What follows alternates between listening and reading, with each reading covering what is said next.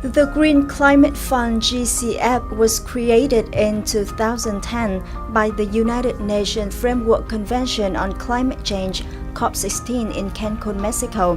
The fund aims to allocate its resources to low-emission and climate-resilient investment in developing countries.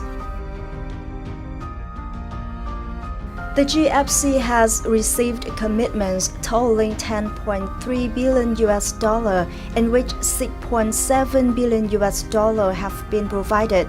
It seeks to receive $100 billion by 2020 to implement the Global Agreement on Climate Change.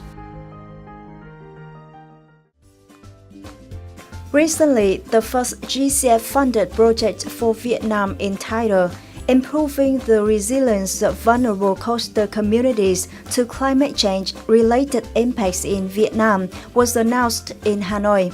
With a funding of $29.5 million, the project is expected to strengthen the strategic cooperation between GCF and Vietnam in the coming time.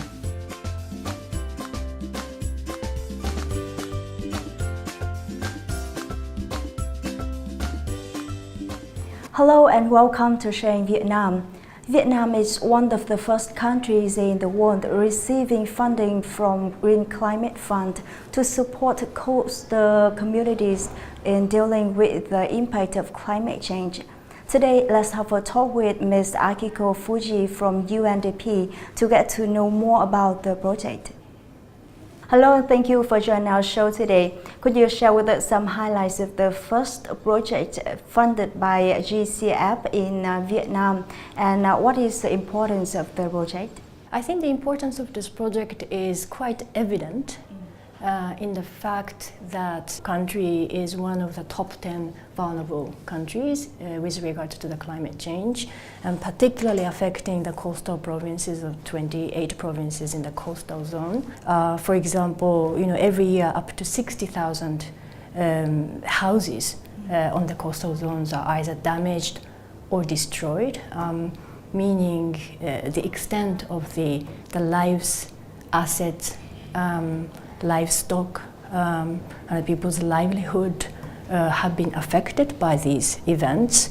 And also, looking at the socio-economic development happening in the coastal zones, if the government doesn't step up and look at the climate change risks in more integrated way, looking at the ecosystems impact as well as the socio-economic impacts, there will be a significant cost to the communities, but also at the nationwide. The key highlights of the project, therefore, we are looking at the direct impact and the transformative changes in all of the 28 provinces that the project is addressing by way of applying the true community-based disaster risk management planning process and direct support in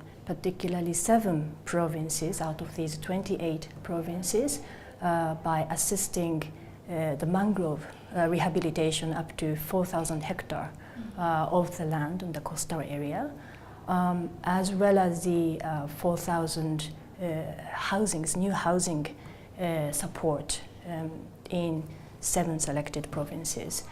So addressing really the issue of a new way of housing and the design which are more climate resilient. Are the coastal communities most affected by climate change in Vietnam? Yes, because of the geography of the coastal lines in Vietnam, of course the climate change impact becomes more important to those people living on the coastal zones, because some of the most frequent natural disasters happening in Vietnam are typhoons, floods, the sea level rise, coastal erosion. All these incidents are, of course, affecting the coastal area. And on top of that, Vietnam also has a big population living around the coastal area, so about 20 billion people, meaning, of course, the impact of the climate change events affecting those populations becomes a big impact. Then how is your reflections on Vietnam's efforts to respond with the impact of climate change in coastal areas in recent years? Vietnam government has been very much aware of the risks of the coastal areas against the climate change impacts. And government has a strong capacity, has been putting in place some systems and also the procedures and the policies to address issues. So there are many positives in the history happening. But I also have to emphasize the fact that the climate events are becoming faster, changing in the nature in a way that are becoming more unpredictable and intense and extreme.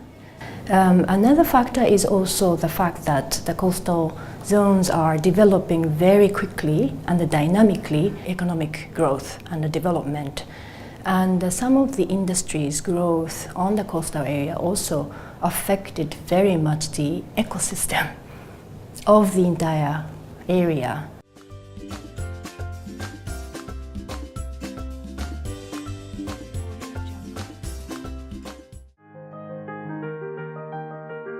Improving the resilience of vulnerable coastal communities to climate change-related impacts in Vietnam project has been developed as a partnership between the United Nations Development Programme, the Ministry of Agriculture and Rural Development, the Ministry of Construction, and the Ministry of Planning and Investment. Is a really exciting project. I think it is truly transformational, which is important to us in the GCF because it will help coastal communities develop much stronger resilience in the face of climate change impacts by using more effectively climate data available nationally. So it's a really exciting project with benefits to the communities, benefits to the country, and benefits globally. This project focuses on supporting vulnerable, highly disaster-exposed communities to protect themselves from the impacts of frequent typhoons and floods, and to improve their livelihoods. The mangrove buffer zones will be regenerated and replanted, and the poor will be provided with strong and safer houses having floods and storms resilient design features. Phải nói là trong thập kỷ vừa qua thì bên cạnh cái sự đầu tư của nhà nước thì Việt Nam nhận được rất nhiều sự hỗ trợ từ các tổ chức quốc tế, các cái chế tài chính trong các việc nỗ lực nâng cao các khả năng chống chịu phòng chống thiên tai của người dân, của cộng đồng, kể cả các cơ sở hạ tầng phòng chống thiên tai. Thì phải nói là chúng ta không chỉ tiếp nhận về nguồn vốn mà chúng ta còn tiếp nhận cái cách tiếp cận. Chúng ta có được rất nhiều dự án về lồng ghép được vấn đề các cái giải pháp phi công trình vào, rồi chúng ta tiếp cận về các quản lý thiên tai theo dạng quản lý rủi ro, quản lý tổng hợp.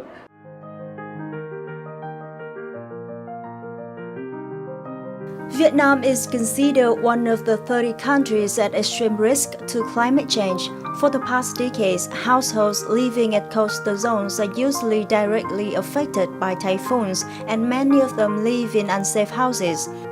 The poverty rate in the coastal areas is up to 23%, more than twice the national average, partly due to disaster-related losses.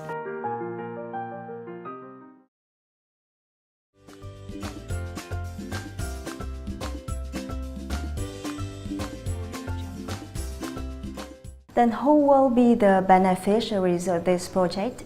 As I mentioned, the direct beneficiaries will be, hopefully, I think, most vulnerable population in the 28 provinces in the coastal zones, as well as 7 provinces out of them who benefit from the direct housing and the mangrove schemes. But I also want to emphasize the fact that the new technology and the information sharing methods that the project is also trying to utilize, so reducing the future cost of the impact by the climate change. So it's not only the direct beneficiaries, but everybody in the country, and particularly government, and also the private sector who would benefit from the climate change risk mapping and analysis, which may also contribute to the climate change insurance, for example, in the private sector, for better business and better sustainable development for all. I think the poor and the poorest are the ones who need help the most. So does the project have any tools to assure that they will get the benefit? Yes, it's very important that the project will have a targeted approach, so that the resources financially and the expertise will not be sort of diluted or wasted at the end of the day.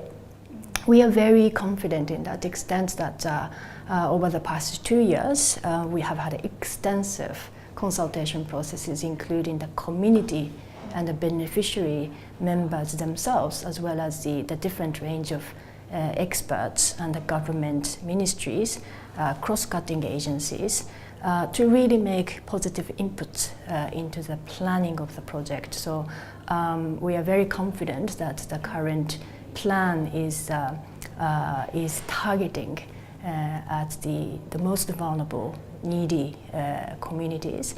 And I also want to stress the fact that during the course of the project, the planning hasn't really ended, because during the course of the project we also have adopted a method of having the real-time exchange and the feedback from the beneficiaries and the experts and academia. So if any adjustment needed in terms of the impacts and the future planning, it will be also adjusted. Also, we are using some of the existing government programs in terms of the housing schemes and the mangrove rehabilitations. So we have a very solid basis for selecting a population based on the very solid criteria. Do you think the project will open up new long-term cooperation between UNDP, Vietnam and GCF in the future? I hope so, and I strongly believe that is going to be the case. I must say, the journey for achieving the Paris Agreement's targets for Vietnam has just started, and it's going to be a long journey. So obviously from that perspective, I guess there will have to be new partnerships to help Vietnam to address, to go along together in that journey.